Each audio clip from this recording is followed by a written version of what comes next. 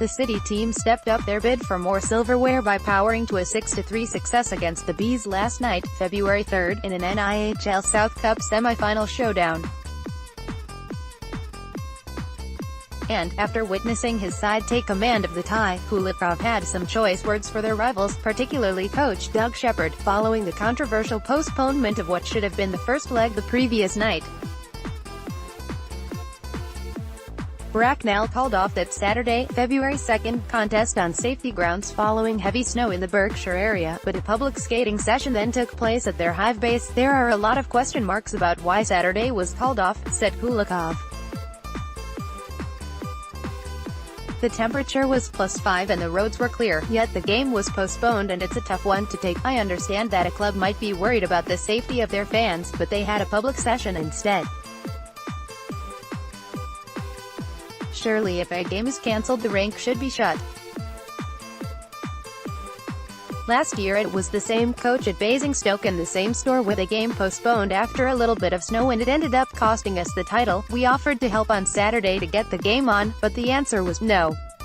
It's not right and I think the league should start to click on, we could be in a final now, but because of things out of control and potentially tricks being played there.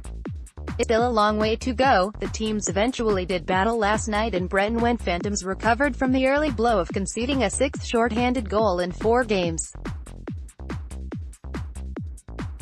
Josh Smith was the Bracknell beneficiary as the visitors hit the front, but Phantoms leveled through an effort impressively crafted by Martin Susters and coolly finished by Corey McEwen. The City men then enjoyed a goal at the right end during a power play as Petr Stepanek put away a James White pass to complete the turnaround in the second period. The Czech ace struck again little more than 5 minutes later when burying another Super Susters assist at the back door, but Bracknell responded within a minute as an Ivan Antonov effort looped past an unsighted Phantoms netminder Jordan Marr to leave the game in the balance going into the final session. But once there, Phantoms took control with 2 goals in 60 seconds as a Nathan Pollard shot crept through traffic before Glenn Billing converted a Nails Padalik pass on a power play. Veteran import Padalik then got in on the act himself before Bracknell cut their arrears late on through Aidan Doughty, but it is Phantoms in the ascendancy ahead of a second leg which is still to be arranged. It was a good 60-minute performance and a 3-goal lead is the minimum we deserve on the balance of the game, added Koulikov. Only time will tell if that is enough, but we will go into the second leg at 0-0 and see where we're at after 60 minutes. The winners will meet Basingstoke in the final after the Bison pipped Swindon 9-8 as the other semi was completed at the weekend. Phantoms now do battle with both of those teams next weekend as they return to the NIHL Division 1 South title chase.